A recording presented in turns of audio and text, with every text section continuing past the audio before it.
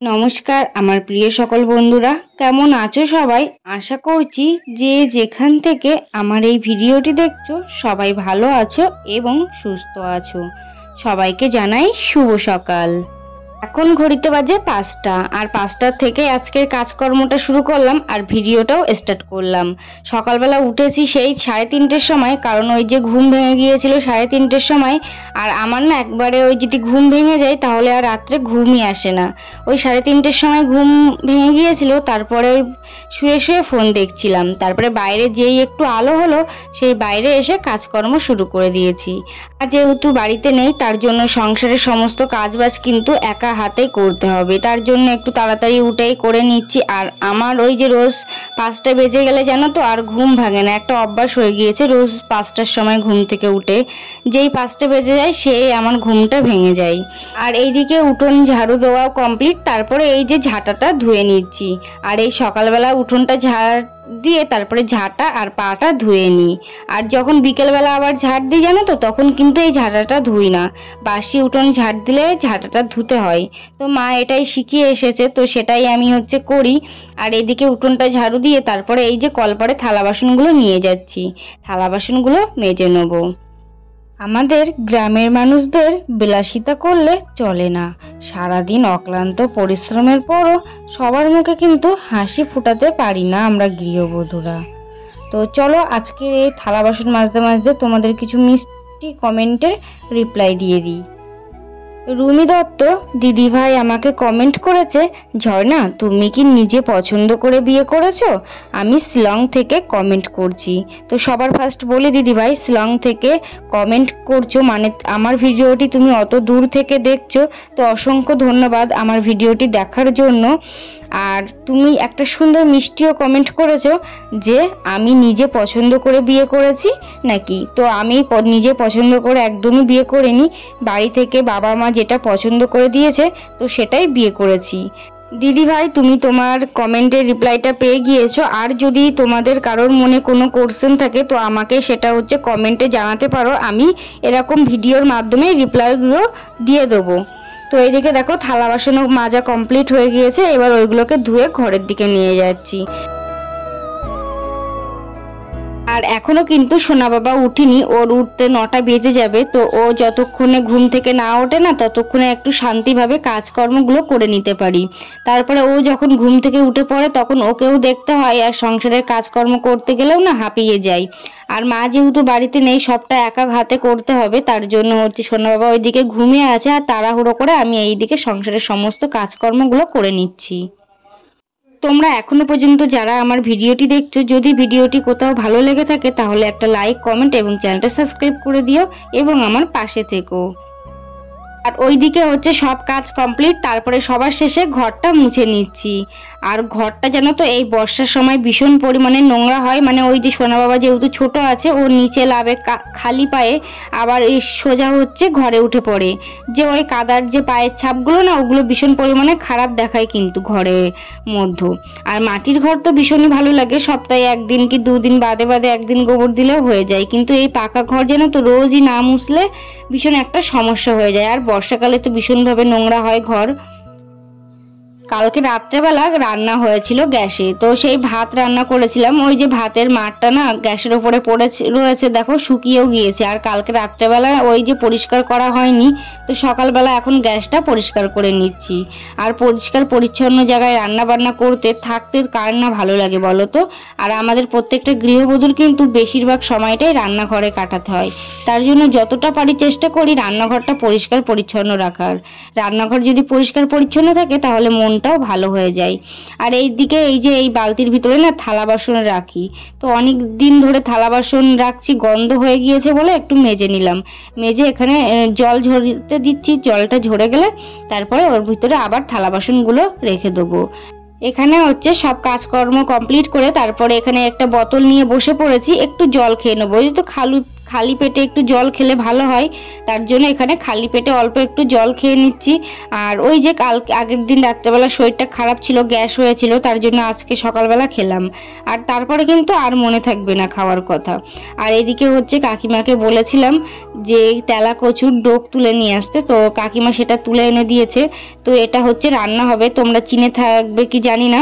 তো এগুলো জানো তো খাওয়া যায়, আর এগুলো হচ্ছে শরীরের পক্ষেও খুব ভালো। বাড়িতে কিছু রান্নার ছিল না বলে কাকিমাকে বলেছিলাম ওইগুলো তুলে আনতে, তো কাকিমা আমাকে তুলে এনে দিয়েছিল ওগুলো। আর এইদিকে ওই যে বালতিটা নিয়ে চলে এসেছি, বালতিটা এবার থালা বাসনগুলো সব মুছে মুছে ওই বালতির ভিতরে সুন্দর করে রেখে দেবো। মানে যেই থালা বাসনগুলো লাগে না আর কি, সেইগুলো ওই বালতির ভিতরে সুন্দর করে রেখে দিই। আর যেগুলো সবসময় ব্যবহার করি সেগুলো ওই ঝুড়ির ভিতরেই থাকে।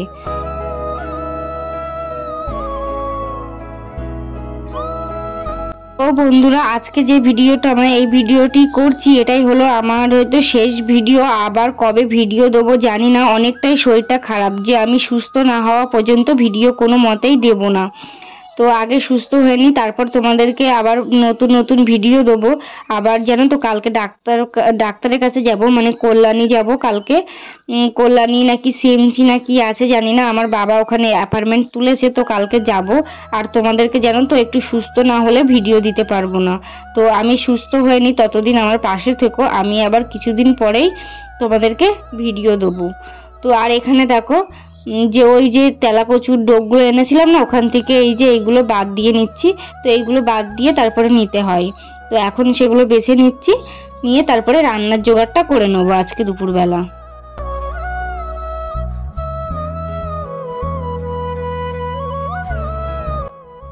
তো বন্ধুরা, এখন ঘড়িতে বাজে 12টা 5 হয়েছে। আর এখন আমি হচ্ছে দেখো গ্যাসে খিচুড়ি বসিয়ে দিয়েছি। আজকে দুপুরই হচ্ছে খিচুড়ি খাওয়া হবে।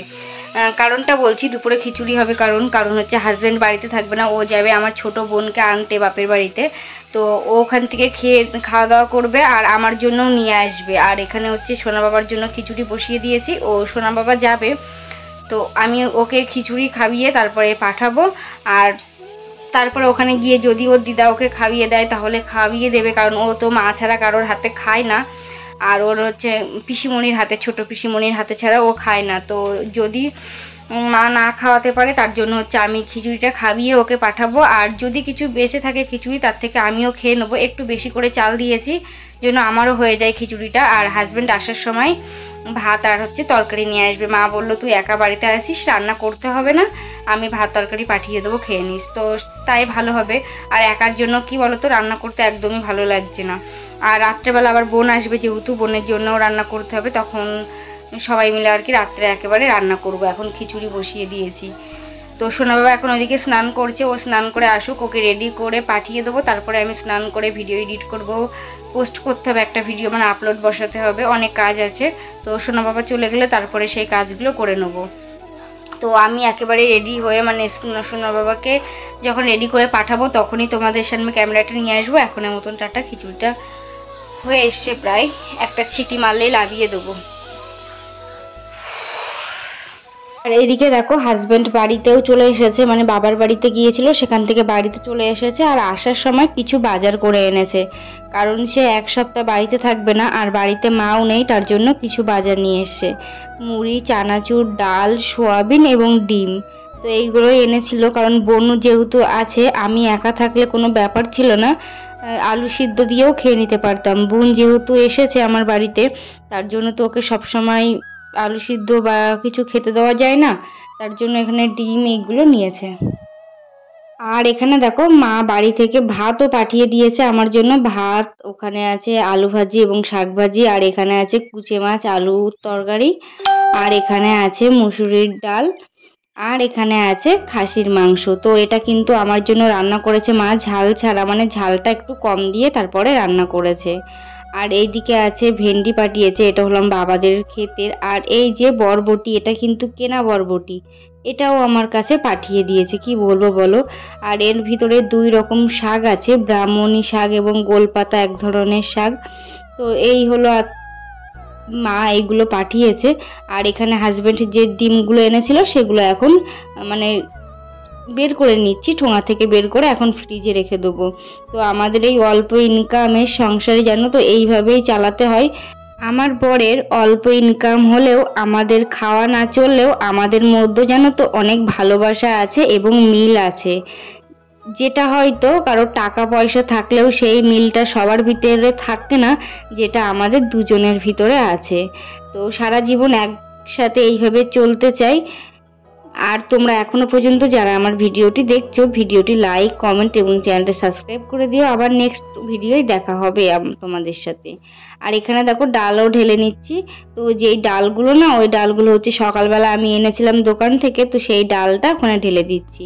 আর ওই যে আবার কিছুটা পেপারে রেখেছি, ওটা হলো মুগ ডাল। আর এখানে এবার সোয়াবিনটাও ঢেলে নিচ্ছি। তো সব পাত্রে ঢেলে ঢেলে রেখে দিচ্ছি, না হলে ওই যে ঠোঙা ধরে যদি কোথাও রাখি না, ওই যে পরে পিঁপড়ে হবে, আর পিঁপড়ে হলে সেই জিনিস খেতে না একদম ভালো লাগে না, বেশ গায়ের মানে একটা অস্বস্তি বোধ হয় খেতে। আর এখানে যে চানাচুরগুলো এনেছিল সেই চানাচুরগুলো ঢেলে রাখছি। আর মুড়ি চানাচুর, আর সকালবেলা জানো তো সকাল সন্ধ্যাবেলা যদি একটু মুড়ি চানাচুর হয় তাহলে ভালো লাগে। আবার মা যদি বাড়িতে থাকতো তাহলে বোনকে অনেক কিছু এনে খাওয়াতে পারতো। আমার কাছে যেহেতু সবসময় টাকা থাকে না, তার জন্য হাজবেন্ডই বাজার করে থুয়ে গেল। এইগুলোই হচ্ছে আমাদের এক সপ্তাহ চলে যাবে। আর আমি কালকে মানে আজকে এই ভিডিওটি পোস্ট করছি, কালকে আমি যাব হচ্ছে ডাক্তার দেখাতে, সেটা হচ্ছে কল্যাণী। তো আমি আবার সুস্থ হয়ে গেলে আবার আগের মতন ভিডিও তোমাদেরকে দেব।